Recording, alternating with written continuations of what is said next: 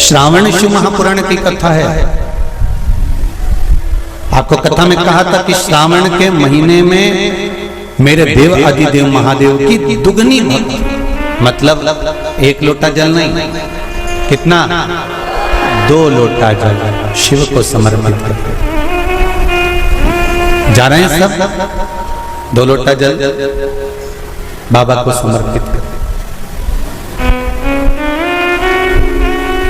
मेरे भोले तेरा सहारा है, मेरी नैया का तू किनारा है। श्रावण शिव महापुराण की कथा में गंगा और पार्वती की मूल तत्वता, जैसे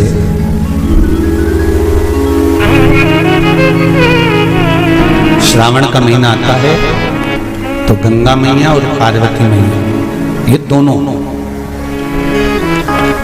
सृष्टि के भार जब भगवान शंकर पर आ जाता है 4 महीने तक, जिसको हमारे यहाँ चतुर्मास कहा, तो ये 4 महीना जब चतुर्मास का आता है तो सृष्टि का संपूर्ण भार मेरे देवादिदेव महादेव पर है।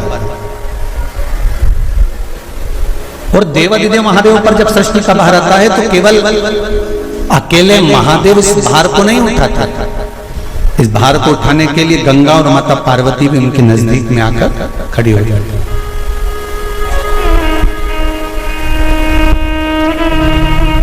देखिए बड़ा सुंदर संवाद, ध्यान रखिएगा जरा श्रावण शिव महापुराण की कथा। केवल एक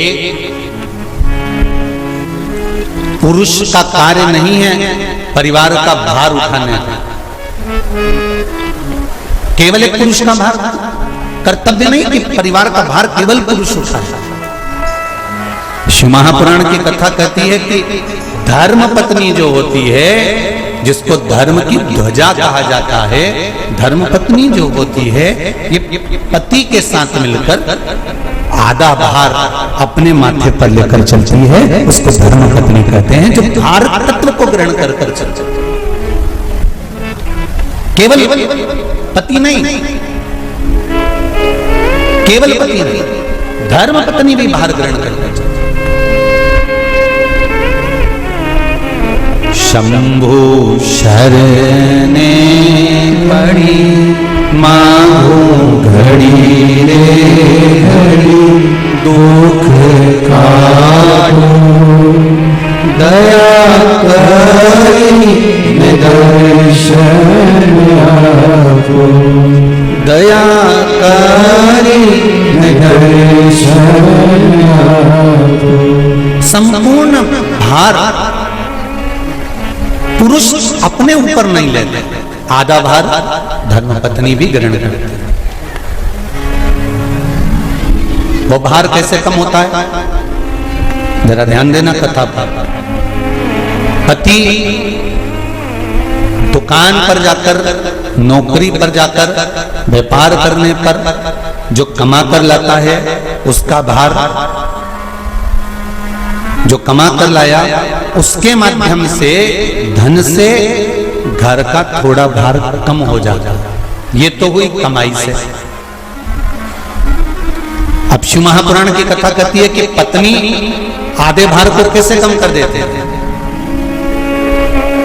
तो कहा धर्म पत्नी आधे भार को ऐसे कम कर देती है कि वो घर में रहकर बच्चों का देख रेख कर कर, आए हुए अतिथिगण का सम्मान कर कर, भजन कर कर, कीर्तन कर कर, पुण्य कर कर, सत्कर्म कर कर, मंत्र जाप कर कर, नाम जाप कर कर, जो भगवत स्मरण में डूब कर जितना पुण्य अर्जित करती है धर्मपत्नी, उसमें से आधे से आधा पुण्य अपने पति के खाते में देती चली जाती है, उस भार को उठाने के लिए।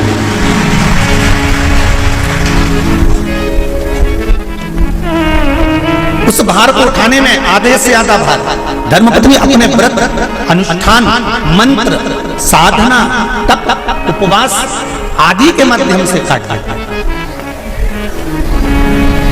एक बात और याद रखिए, श्रावण के महीने में सारे व्रत आते हैं बहुत सुंदर सुंदर, छोटी तीज का व्रत भी आ जाता है, बड़ी तीज का व्रत भी आ जाता है। दुबे जी, छोटी तीज भी आएगी, बड़ी तीज भी आएगी, और अच्छे से अच्छे व्रतों का क्रम रामकिशोर जी बीच बीच में श्रावण भादो कुमार कार्तिक में आते रहे। ये 4 महीना जो व्रत आते हैं, इन व्रतों की मूलता क्यों कही गई? ये सारे व्रत चतुर्मास के अंतर्गत ही आते हैं, इन व्रत को बाद में भी आ जाना चाहिए, पर नहीं, मूल जो व्रत हैं, पूजन है, अनुष्ठान है, देवी देवताओं के जो पूजन के भाव बताए, वही चतुर्मास में बताए। इसका कारण क्या है? क्यों चतुर्मास के व्रत की महत्वता होती है?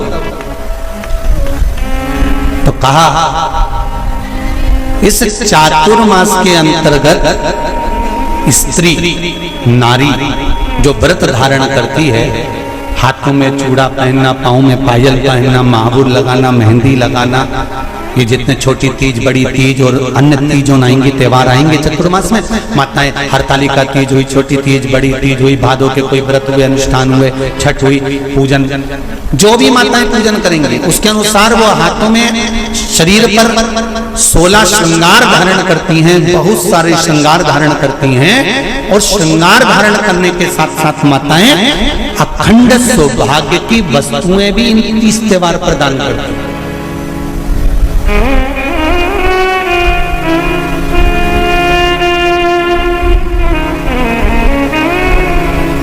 जो अखंड सौभाग्य की सूचक है, जो अखंड सौभाग्य की वस्तुएं वो देने का प्रयास करते हैं, दान। क्यों जीजियो, एक बात बताओ, जितने भी माताएं कथा सुन रही हैं और जितने फेसबुक यूट्यूब पर सुन रहे हैं और जितने आस्था चैनल पर सुन रहे हैं, श्रावण के महीने की श्रावण शिव महापुराण की कथा सुन रहे हैं, एक बात दिल से बताना, जितनी सौभाग्यवती माताएं होती हैं, ये संक्रांति पर भी 13 चीजें दान करती हैं, 14 चीजें दान करती हैं। बीच में कोई 16 सोमवार का उद्यापन करेंगी तो भी सुहाग की सामग्री देंगी, उद्यापन करेंगी तो भी सुहाग की सामग्री देंगी, कोई कार्य करेंगी तो भी सौभाग्य की सामग्री देंगी। सौभाग्य की सामग्री का दान क्यों किया जाता है? सौभाग्य सूचक वस्तुओं का दान क्यों किया जाता है? सौभाग्य की वस्तुएं क्यों प्रदान करी जाती है, क्यों दी जाती है? उसका कारण क्या है?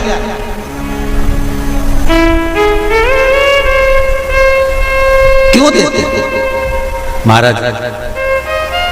भारत की भूमि की सौभाग्यवती माताओं का एक मन की अभिलाषा रहती है, भारत की भूमि की माताओं की एक अभिलाषा रहती है कि जब उसके प्राण छूटे तो अखंड सौभाग्य धारण करके पति के कंधे पर, पुत्र के कंधे पर शमशान पर। ये भारत की भूमि की माताओं की सोच, उनके मन का संकल्प, उनके मन का भाव। और विदेश की माताओं का क्या संकल्प होता है महाराज? भारत का एक संत विदेश गया, और भारत के संत जब विदेश गए तो वहां पर एक मां, एक स्त्री पति की कब्र के पास में बैठकर पंखा कर रही थी। भारत के संत को बड़ा दुख हुआ, देखो हमारे यहाँ की माताएं तो पति के साथ सती हो जाती हैं, हमारे भारत की भूमि की माताएं तो पति के साथ सती हो जाती हैं, पर ये तो विदेश की माताएं तो भारत की माता से भी बढ़कर है कि पति मर गया, कब्र के अंदर है, तो भी पंखा कर रही हैं। ये तो इनसे भी बड़ी है, भारत की माता से भी बड़ी ये विदेश की माता। तो भारत के संत से रहा नहीं गया, और भारत के संत ने जाकर पूछ लिया विदेश की माता से, माँ जी एक बात बताओ, हमारे यहाँ पति के साथ पत्नी सती हो जाती है, वो प्रथम गिनती में आती है, पर तुम तो उससे भी बड़ी हो कि पति मर गया, उसके बाद भी उसकी कब्र को पंखा कर रही हो। इतने में विदेश की माता ने कहा, मैं पति को पंखा नहीं कर रही, हमारे यहाँ नियम है जब तक पति की कब्र नहीं सूख जाए हम दूसरी शादी नहीं कर सकते, इसलिए पंखे से सुखा रहा।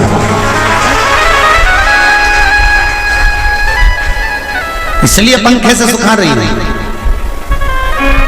मेरे भारत की माताओं में और विदेश की माताओं में अंतर है साहब। मेरे भारत की माताएं अखंड सौभाग्य की वस्तुएं धारण कर अपने आप को गौरवान्वित महसूस करती हैं, और विदेश की माताएं ये सब वस्तुएं उतार कर गौरवान्वित महसूस करती हैं।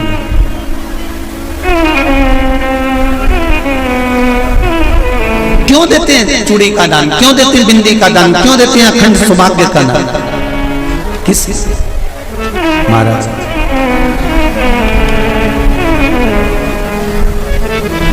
मेरे हाथों में भर भर के चूड़ी रहे,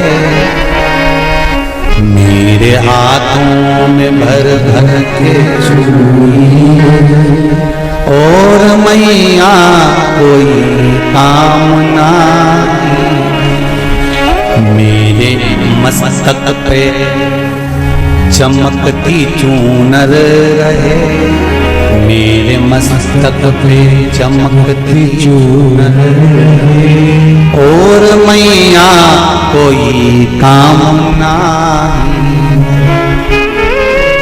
मेरी मांगों में भर भर के सिंदूर रहे, मेरी मांगों में भर भर के सिंदूर रहे, और मैया कोई कामना नहीं, मेरे पाँव में बिछुड़ी का जोड़ा रहे,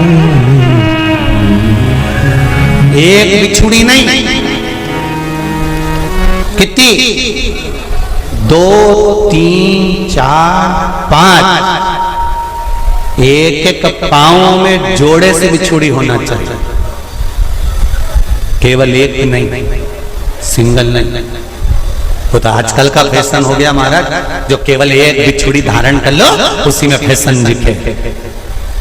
श्रावण की शिव महापुराण की कथा कहती है, जब बेटी को विदा करा जाता है और पहली बार बेटी के पांव में जब बिछुड़ी डाली जाती है, तो वो बिछुड़ी भी अलग अलग नहीं होती, उस बिछुड़ी के जोड़ को चेन से एक दूसरे से बंधा हुआ होता।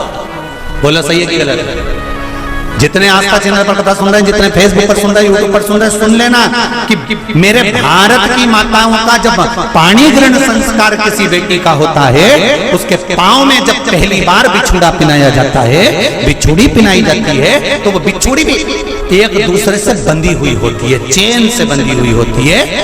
उसको अलग अलग वाली बिछुड़ी शादी के मंडप में नहीं पिनाई जाती। क्यों? जैसे ये बिछुड़ी एक दूसरे से पांव में बंधी हुई है, तुम्हारी जिंदगी अंतिम श्वास तक ऐसी ही बंधी रहे, यही बनना चाहिए। तो अब माताओं ने थोड़ा सा फैशन चेंज कर दिया, अब पांव में ज्यादा बिछुड़ी नहीं बनती, गड़ती है, चुभती है, एक बिछुड़ी धारण महाराज पर नहीं, बिछुड़ी भी दो हो, जोड़े से।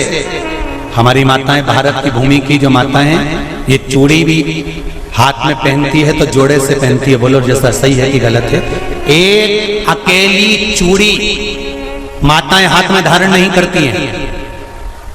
अगर भारत की भूमि की संस्कारित माताएं हैं और भारत की भूमि की सभ्यता और संस्कृति को जानती है, तो अकेली चूड़ी नहीं, जोड़े की चूड़ी पहनेगी, 2 चूड़ा डालेगी, 4 डालेगी, 12 डालेगी, पर सिंगल नहीं, अकेली।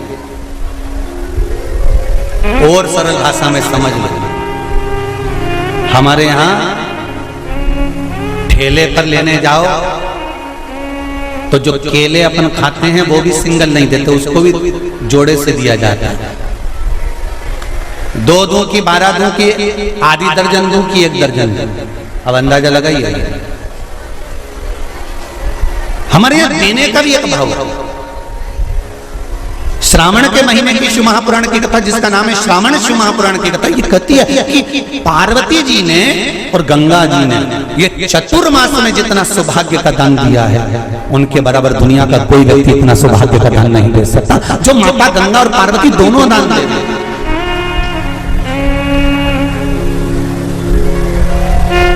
प्रतिदिन दे रहे। और अब तो फैशन आ गया, तुम लोग जो सौभाग्य का दान देते हो प्लास्टिक की डलिया में देते हो, पर एक एक पुराण को उठाकर देख लेना, एक एक उद्यापन को उठाकर देख लेना, जितनी तुम कथा तुम्हारे घर में छोटी छोटी कथाओं की पोथियां पड़ी हो उनको उठाकर देख लेना, उसमें नहीं लिखा कि प्लास्टिक की डलिया में सौभाग्य की वस्तु का दान दिया जाता है, उसमें लिखा है बांस की पिटारी में, बांस की डलिया में सौभाग्य की वस्तुओं का दान दिया गया। क्यों? क्योंकि बांस वंश की वृद्धि करता है, बांस सौभाग्य की वृद्धि करता है, और बांस अखंड सौभाग्य, जैसे बांस का पौधा बढ़ते चले जाता है, बढ़ते चले जाता है, उसी तरह बांस की डलिया में जब दान दिया जाता है, बांस की टोकनी में जब दान दिया जाता है, तो ये भाव रखा जाता है कि तुम्हारा सौभाग्य ऐसे ही बढ़ता रहे। पर अब थोड़ा सा फैशन चेंज हो गया, तो प्लास्टिक की डलिया, पर प्लास्टिक की नहीं। महाराज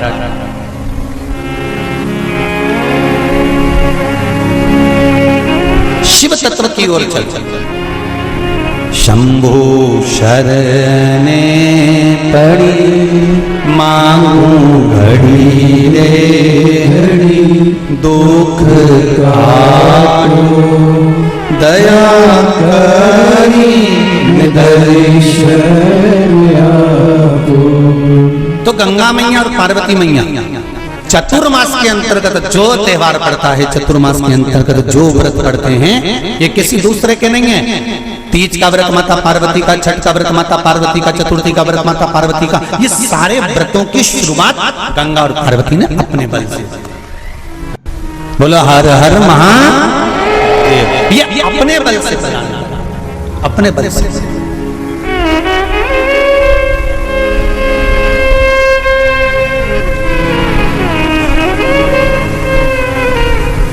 एक बार बाबा देवाधिदेव महादेव भगवान शंकर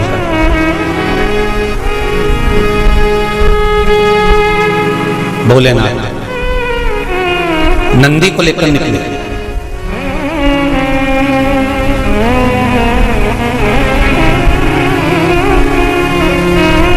और नंदी को लेकर जब भोलेनाथ जी चले,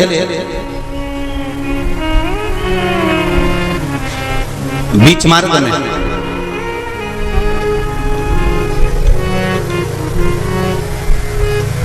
जिस चंचुला देवी का पति बिंदुक के प्राण छूटे थे, और जो चंचुला देवी माता पार्वती की सेवा में लगी हुई थी, वो चंचुला देवी का दर्शन भगवान शंकर को, और शंकर भगवान का दर्शन चंचुला देवी को। अब देखिएगा जरा कथा पर विशेष ध्यान रखना। श्रावण महीने की शिव महापुराण की कथा कह रही है कि नारी का अखंड सौभाग्य कैसे रह सकता है।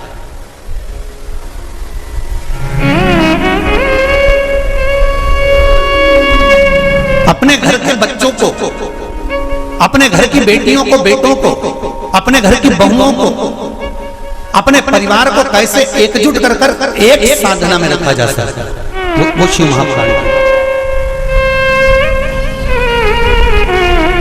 महाराज बीच में चंचुला देवी दिखी, नंदी पर बैठे बाबा भोलेनाथ चल चल चल, और आराम से देवाधिदेव महादेव जा रहे थे, नंदी अलमस्त होकर चल रहे थे, हाथ में बाबा के त्रिशूल त्रिपुंड, मस्तक पर भस्म रमाए हुए, जटाजूट बांधे हुए, मस्तक पर सुंदर चंद्रमा है, और गंगा की धार बहते बहते देवाधिदेव महादेव चंचुला के सामने आ गए। चंचुला वो जिसका पति बिंदु प्रेत योनि में पड़ा हुआ था, और बेदब्य था उस चंचुला ने धारण कर कर रखी थी, उसका पति जीवित नहीं था।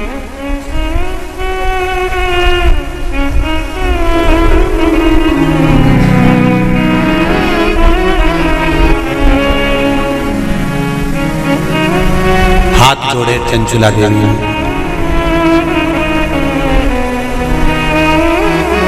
और निवेदन करा, महाराज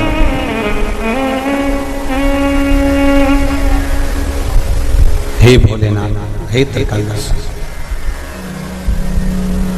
हे शिव, अरे वो काशी रेवण वाले की, वो उज्जैन रहने वाले की जय होना चाहिए, जय होना चाहिए। ओ काशी रहने वाले की, ओ उज्जैन रहने वाले की जय होना चाहिए, जय होना चाहिए। घर घर में भोले बाबा की, घर घर में शंभो बाबा की जय होना चाहिए, जय होना चाहिए। घर घर में भोले बाबा की जय, शंभो बाबा की जय होना चाहिए, जय होना चाहिए। घर घर में भोले बाबा की, घर घर में शंभो बाबा की जय होना चाहिए, जय होना चाहिए। घर घर में भोले बाबा की, घर घर में शंभो बाबा की जय होना चाहिए, जय होना चाहिए। दोनों हाथों से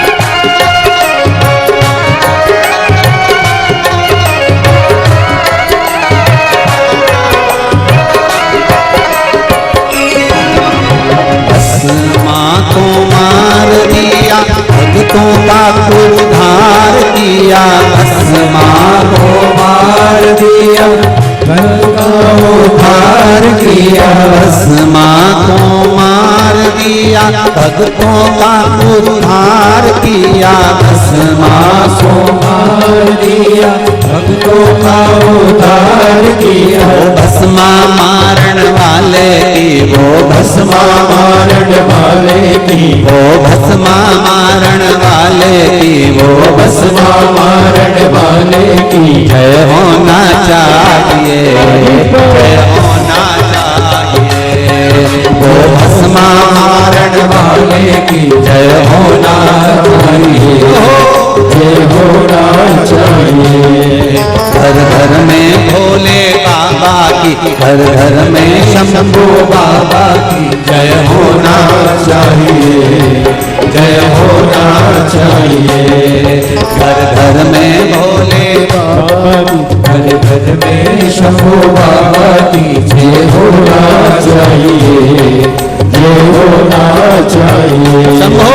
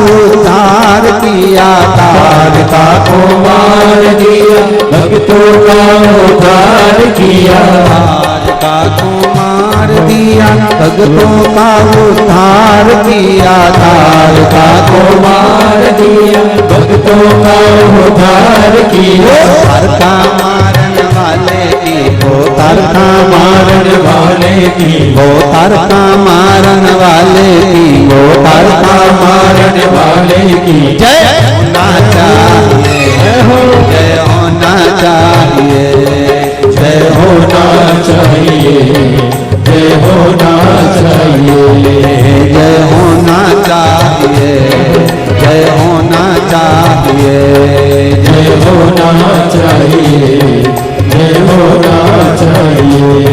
घर घर में भोले बाबा की, घर घर में भोले बाबा की, घर घर में शंभो बाबा की, घर घर में शंभो बाबा की जय होना चाहिए, जय होना चाहिए, जय होना चाहिए, जय होना चाहिए, ओ जय होना चाहिए, जय होना चाहिए, जय होना चाहिए, जय होना चाहिए, जय होना चाहिए, जय होना चाहिए, जय होना चाहिए, जय होना चाहिए। हर हर महादेव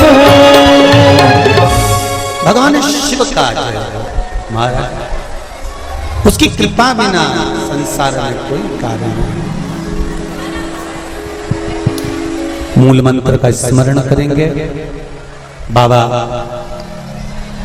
देवाधिदेव महादेव से प्रार्थना करेंगे कि हे भोले बाबा, हे शंभु बाबा, हे कैलाशी, हे अविनाशी, हे ओघड़दाना, हमारे मन के मनोरथ को पूर्ण करें।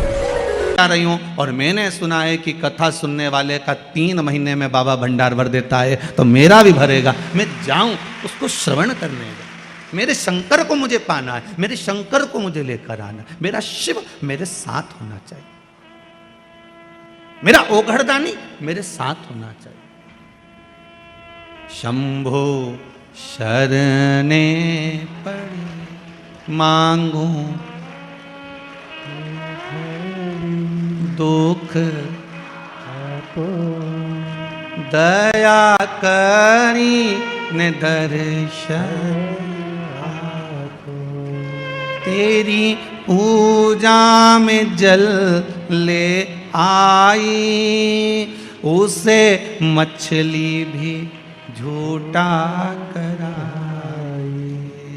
शंभु शरणे पड़ी, सब गई मांगू घड़ी दुख दया करी ने दर्शन। माहिल्याबाई चारों तरफ से जब इस मालवा को घेर लिया था, ससुर को मरे हुए मात्र 12 दिन हुए थे। कितने दिन? मात्र 12।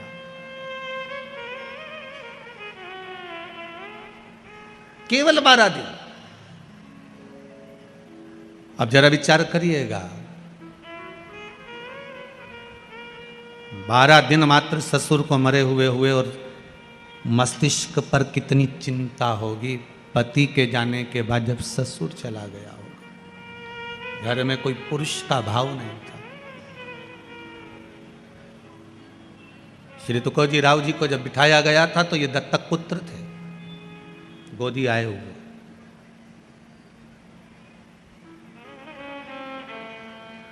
कितनी चिंता होगी।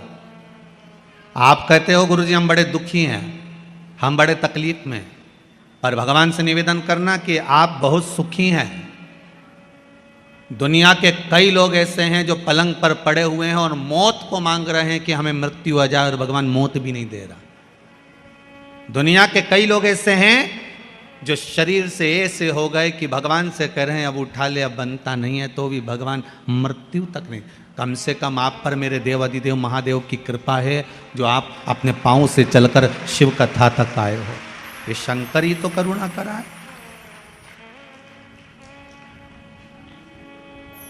शिव की करुणा नहीं तो और क्या है। इतना बड़ा डूम लगाया, वहाँ तक भर गए, यहाँ से लेके वहाँ तक भर गए। यहाँ तैयारी हो रही थी, अभी इनके सोचने में पड़ेगा, अभी इनको बिठाएं का भी तो बांसी लगा है, वो में ही फंसा पड़ा है। तो ये व्यवस्था है। शिव बुलाया है आपको, किसी बुलाया किसी ने नहीं। शंकर सुनाने वाला है। वो तो मेंदोला जी सीहोर पहुँचे और बाबा ने कृपा कर कर कथा दी है। शंकर ही लेने गए थे शंकर की कथा को, इसलिए हो रही है, बाबा करा रहा है। पर आपका प्रेम शिव के प्रति है, समर्पण शंकर के प्रति। अकेली पड़ गई मां हिल्या। विद्वान ब्राह्मणों को बुलवाया माता हिल्या ने, और विद्वान ब्राह्मणों को बुलाकर माता हिल्या ने एक प्रश्न किया है विद्वान ब्राह्मणों के सामने कि ब्राह्मण देवता, मैं आपके चरणों को नमन करती हूं, आज मेरे ससुर का 12वां दिन है।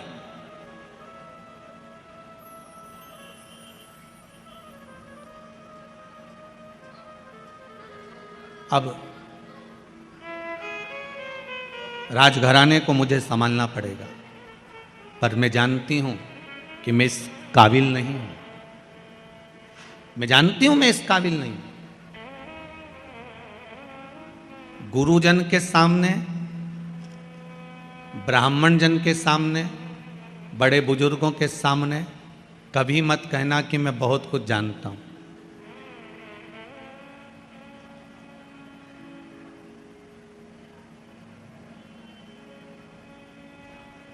कभी मत कहना।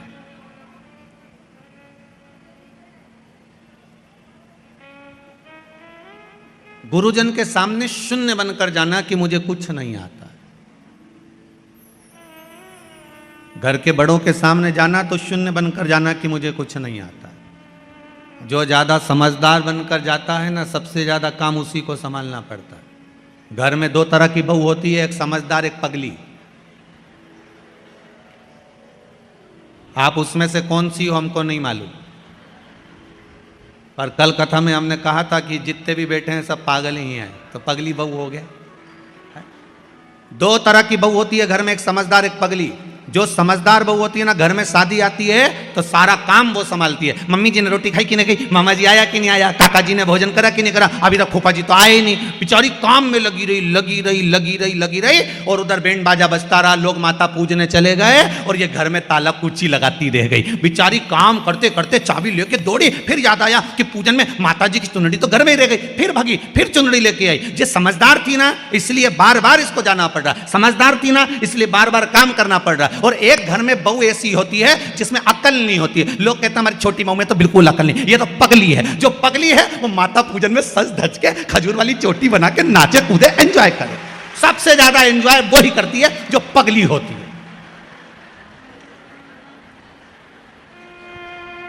अब तुम कौन सी हो?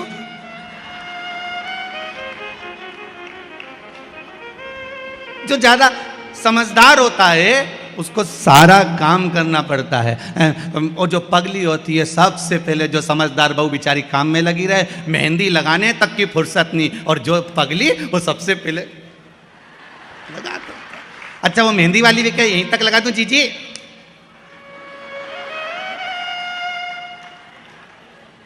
पगली।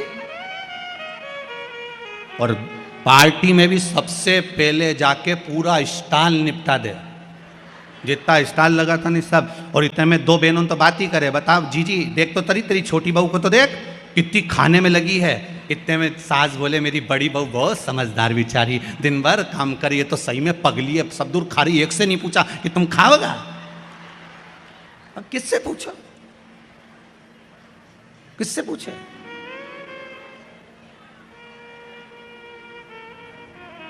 श्रीमद् भागवत कथा में लिखा है, जड़ भरत का चरित्र। ऋषभ देव जी महाराज के यहाँ भरत हुए, और भरत जी के जब प्राण छूट गए फिर नाम हिरण की योनि मिली, हिरण की योनि से छूटे फिर मनुष्य की योनि मिली। श्रीमद् भागवत कहती है मनुष्य की योनि मिलने के बाद में उनका नाम पड़ गया भरत। एक बार बड़े भाई ने कहा जा खेत पे से चिड़िया उड़ाना। चिड़िया उड़ाने गया, मन में आ गया राम जी का खेत, राम जी की चिड़ैया कौन उड़ाए? तो बड़े भाई ने लात मारकर भगा दिया, ये तो पगला है, ये तो पागल है, मूर्ख है, और उसी का नाम कह दिया ये जड़ भरत है, नाम पड़ गया जड़ भरत। जड़ मतलब पागल, पागल मतलब प्रमोशन, समझदारी मतलब डिमोशन। ये समझदार है, ये पगला। घर के लोगों ने कह दिया ये पागल है। और भरत जी महाराज पागल बनकर भगवान की भक्ति में लग गए। लोगों ने मीराबाई को पागल कहा, मीरा भई रे बावरी, बावरी मतलब पागल। लोगों ने संत तुकाराम जी को पागल कहा। संत तुकाराम,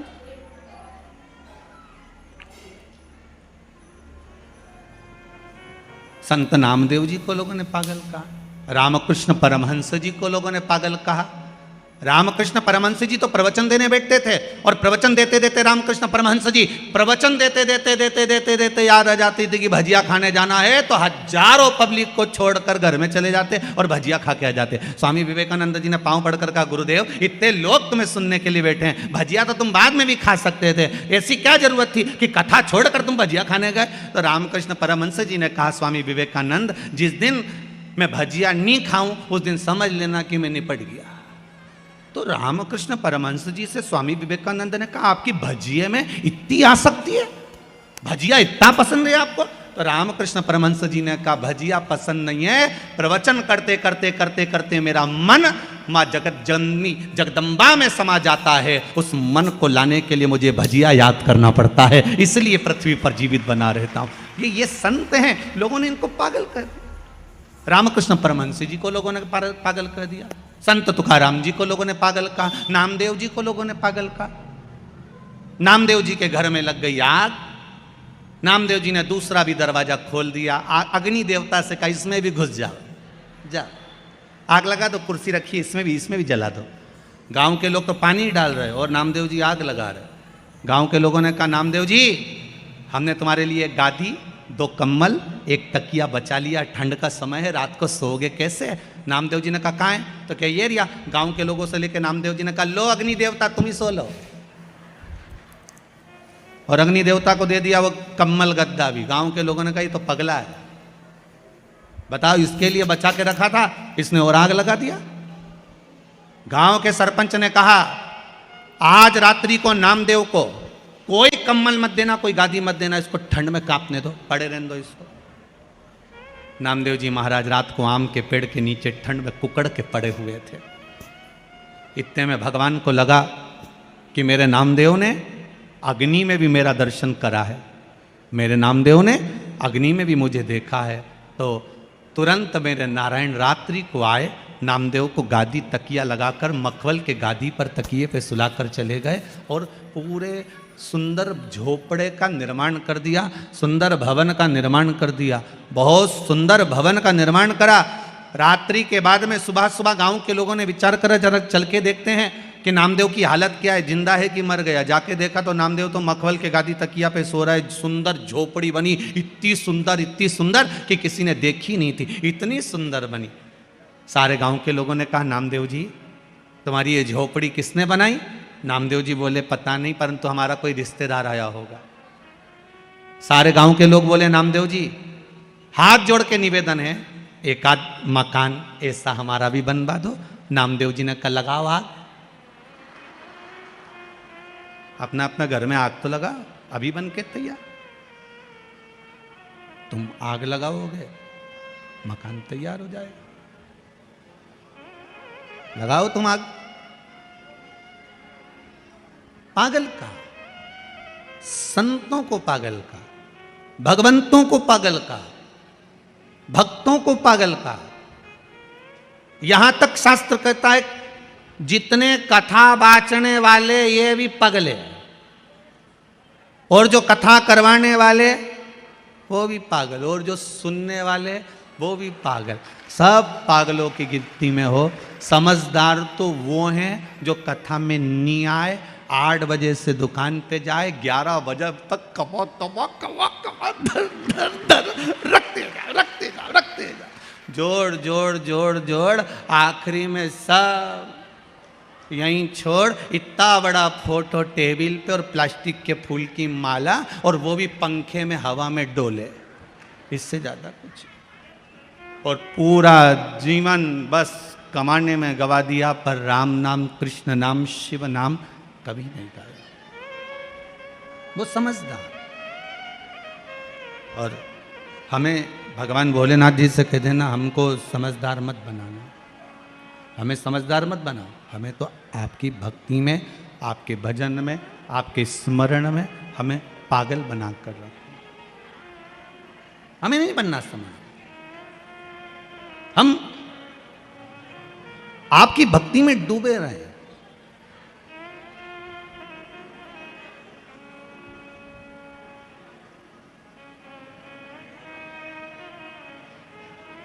गूगल पर, मोबाइल पर, गूगल पर रास्ता ढूंढा जा सकता है। गूगल पर रास्ता ढूंढा जा सकता है, पर मोक्ष गूगल पर नहीं ढूंढ सकते। मोक्ष तो शिव महापुराण में ही ढूंढा जा सकता है। केवल ये मोक्ष शिव महापुराण में ही ढूंढा जा सकता है।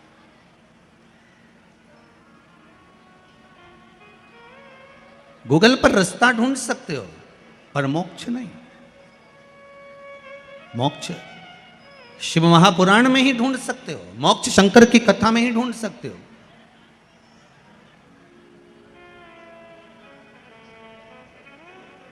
और मोक्ष ढूंढना है तो शंकर की शरणों में, शंकर के चरणों में जाकर, शंकर भगवान के चरणारविंद में पहुंचकर मोक्ष की प्राप्ति आप कर सकते हो, शिव के चरणों में जाकर। इसलिए भगवान देव अधिदेव महादेव की प्रार्थना, देव अधिदेव महादेव से निवेदन, देव अधिदेव महादेव से विनती, ये सुख देने वाली। तेरी पूजा में दूध ले आई, उसे बछड़ा भी झूठा कराई। शंभु शरणे पड़ी, मांगू घड़ी रे घड़ी, दुख काटो दया करी ने दर्शन। भगवान से प्रार्थना कर सकते, उस शंभू से निवेदन कर सकते, फिर क्यों ना दे बाबा, क्यों ना कृपा करे मेरा शंभू, क्यों ना दया करे मेरा उघड़दानी। एक माता जी ने बड़ा सुंदर भाव लिखा।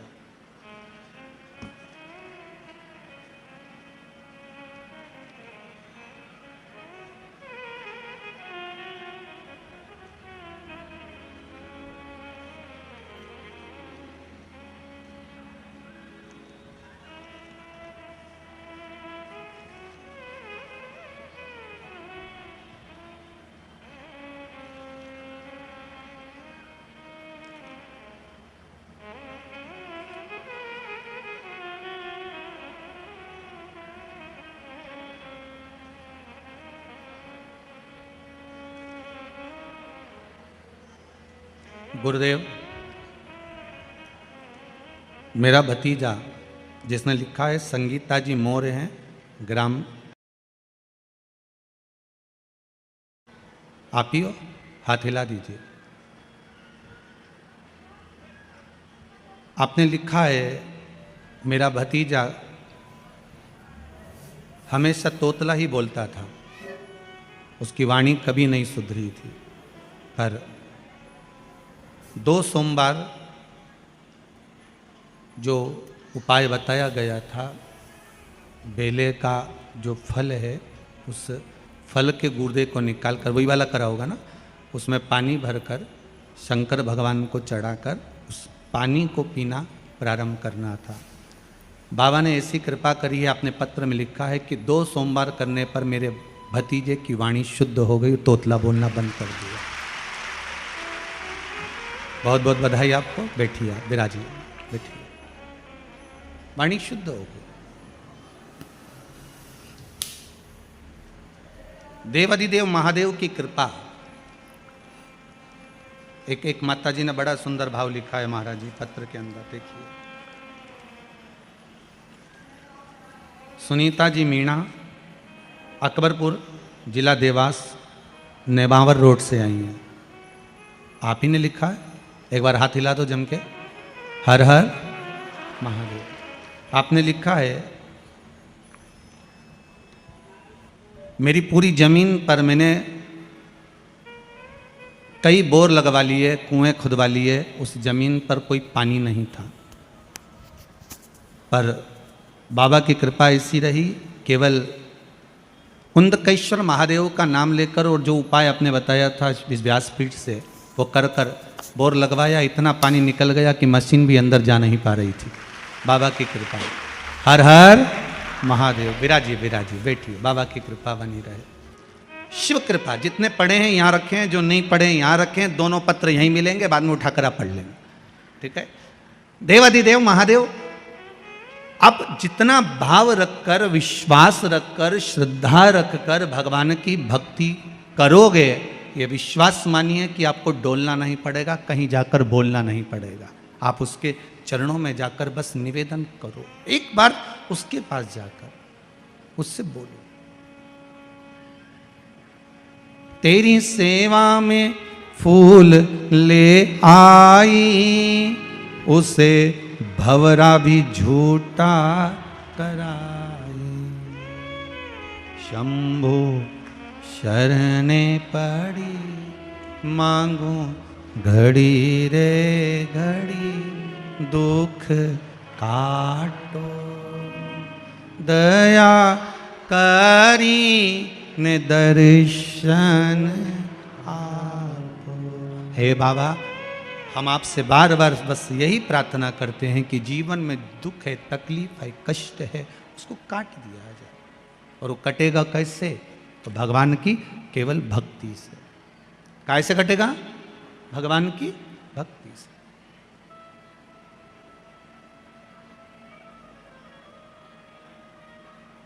दुनिया के लोग जरा सी बात से आपको छोड़ देते हैं। थोड़ी सी बात हुई और दुनिया के लोगों ने आपको छोड़ दिया। जब जरा सी बात से दुनिया के लोग आपको छोड़ देते हैं तो यह